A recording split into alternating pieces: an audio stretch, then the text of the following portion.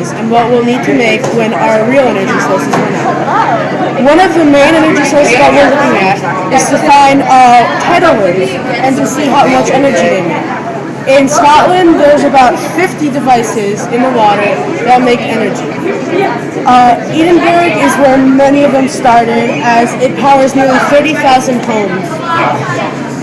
Last week, energy giant SSE made it clear that they would not be able to commission work on an interconnector before 2017, so a lot of the energy won't start coming until later on.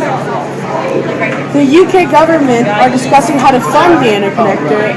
Aquamarine developed its Oyster Wave generator at the European Marine Energy Centre of Orkney, where two have been installed and are producing electrical power to the grid. Aquamarine Power Chief Executive Officer Martin McAdam said the goal of our industry is to make commercial, and to do this we need two things: reliable technologies and to route a market. Our engineers are working hard and getting the technology right, and now we have a site where we can install our small farm with a larger scale commercial built in the years ahead.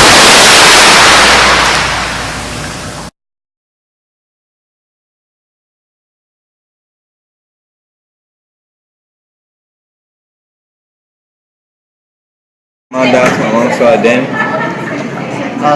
Hello, today we're talking about solar power outside of Earth. What we do is we send satellites up into space to get energy from the sun, and the satellites have solar panels on them that redirect energy towards Earth. The energy from the sun, there's no clouds and there's no anything that can absorb it or reflect it, and so we're getting all the energy that we can from the solar panels.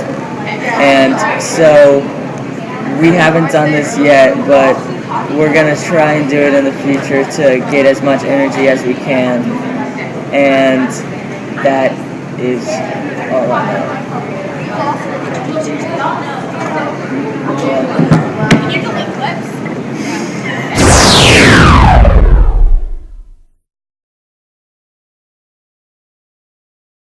Nicholas McGregor alongside with Dalen, and today we are going to be talking about coal. Coal is a very important resource for many people all around the world. It is one of the most high amount of resources to make electricity. It has the highest percentages. Many people wouldn't have power at home during the whole day if it wasn't for coal, because coal powers heat and electricity. But many people don't know that coal doesn't really make the heat. It's actually the steam that's made from coal. Coal is running out very quickly, as we have been using it more and more lately. Since the Industrial Revolution, coal has skyrocketed, because that's what powered up America. Now to Dalen. Even though coal is a very important resource, it's speculated to run out faster than expected due to the high demand and the population increase in countries. China last year imported a record amount of coal, which they use for steel making.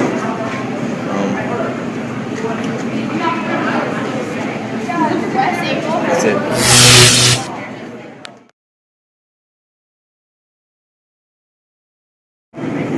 Hello, I'm Danny DeVries, and today we'll be talking about hydroelectricity. Hydroelectricity helps us create as much electricity as we can by using energy from waves to spin turbines and convert into energy. Haley has more information on hydroelectricity. Hi, I'm Haley. And the theory is to build a dam on a large body of water with a large drop in elevation, and the water collects in the bottom of the reservoir, and there's this giant wall holding back the water from spilling, and that's called a dam. And then the water is brought down to a turbine and a propeller, and the turbine spins the propeller, and then the water powers the turbines, and that is how electricity is created when it goes through the generator, and that powers things like your house and your electronics.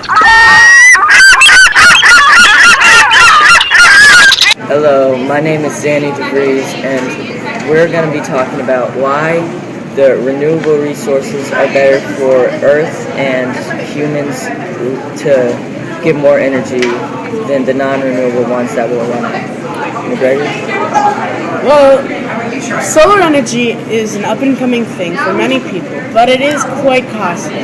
But the problem with coal is it's very dirty, and it's going to run out soon. Hydroelectric will never run out, consisting that there's water, but it's also very expensive. But while tidal wave energy from Scotland is still very effective, but it may take a while. But once all of the resources run out now, we're going to have a new resource that's necessary. So solar energy from space is great because we will get a lot of energy, because there won't be any clouds blocking us or anything. And then tidal wave energy, we can get straight from the water, so it will non-stop constantly be getting energy. So those two are very good energy sources because we'll have them always going, and it may be a little costly, but it may be the future of America.